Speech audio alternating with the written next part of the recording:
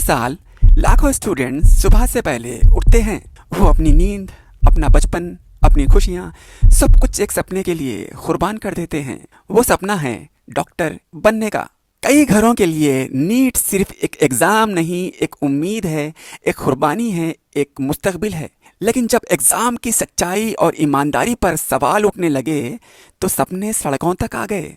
और उन सड़कों का नाम था जंतर मंतर। यहाँ कोई फिल्म स्टार नहीं था, कोई बड़ा स्टेज नहीं था, सिर्फ स्टूडेंट्स, पेरेंट्स और उनकी आवाज़।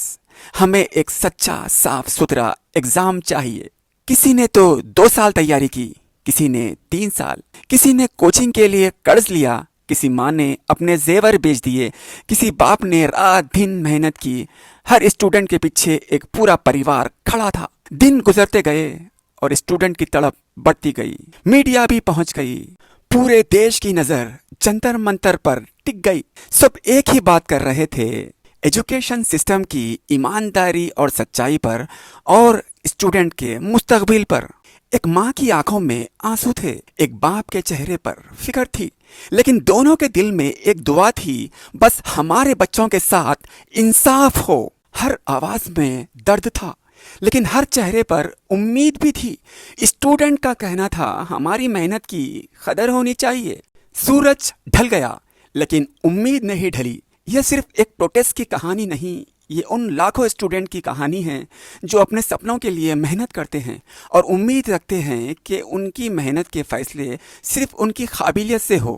इस प्रोटेस्ट की शुरुआत हुई 20 जुलाई 2026 को जंतर मंतर पर। सुबह का वक्त था। धीरे धीरे स्टूडेंट्स बढ़ने लगे। कोई अपने हाथ में बुक लेकर आया था तो कोई हाथ में एडमिशन कार्ड, और हर चेहरे पर एक ही उम्मीद थी, हमारी आवाज़ सुनी जाए। स्टूडेंट ने शांति से बैठकर अपनी बात रखनी शुरू की।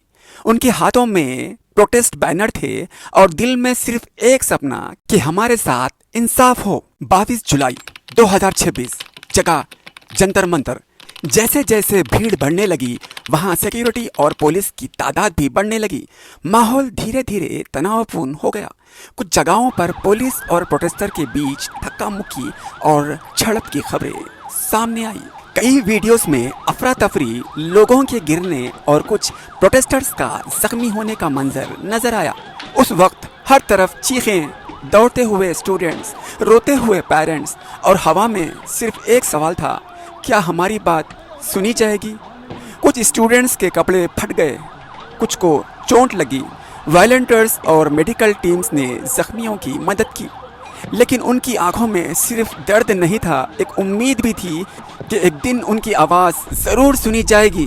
कभी कभी एक प्रोटेस्ट सिर्फ नारा नहीं होता, उसके पीछे होता है लाखों सपने, हज़ारों घरों की उम्मीदें और एक बेहतर मुस्तकबिल की तलाश। स्टूडेंट्स का कहना था, हम यहाँ सियासत करने नहीं आए, हम सिर्फ अपनी मेहनत का इंसाफ मांगने आए हैं। हम दिन रात पढ़ाई की है, बस हमें फेयर मौका चाहिए। स्टूडेंट्स की डिमांड यही थी कि पढ़ाई जो है सीधी और साफ सुथरी होनी चाहिए और उसका हिसाब किताब होना चाहिए। एग्ज़ाम का जो प्रोसेस है वो ईमानदारी से हो और उसकी जांच हो। एग्ज़ाम के बीच में जो गैर जिम्मेदारी बढ़ती, उन अधिकारों के खिलाफ जांच होनी चाहिए। पीसफुल प्रोटेस्टर के खिलाफ जो केस दर्ज किए हैं उसे हटा दे।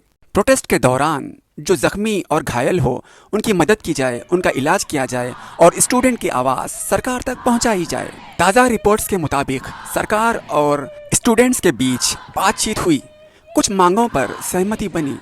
पीसफुल प्रोटेस्टर के खिलाफ केसेस वापस लेने और एजुकेशन रिफॉर्म्स पर बात आगे बढ़ाने की आश्वासन दिया गया। क्या हमारी लड़ाई खत्म हो गई? जवाब इतना आसान नहीं है। कुछ डिमांड पर सरकार ने कदम उठाने के ऐलान किए, लेकिन स्टूडेंट्स और ऑर्गेनाइजर का कहना है, अब देखना यह है कि इन वादों को पूरी तरह अमल में कब लाया जाता है। फिलहाल जंतर मंतर का प्रोटेस्ट खत्म हो चुका है, लेकिन स्टूडेंट्स का कहना है, हम प्रॉमिसेस को ध्यान से देखते रहेंगे, अगर ज़रूरत पड़ी तो हम फिर अपनी आवाज़ उठाएंगे। एक बड़ी खबर सामने आ रही है। नीट प्रोटेस्ट के बाद union education minister Dharmendra Pradhan ने अपने पद से इस्तीफा दे दिया। यह फैसला सरकार और प्रोटेस्ट रिप्रेजेंटेटिव के बीच हुई बातचीत के बाद सामने आया। जब स्टूडेंट एकजुट हो जाते हैं तो उनकी आवाज़ पूरा देश सुनता है।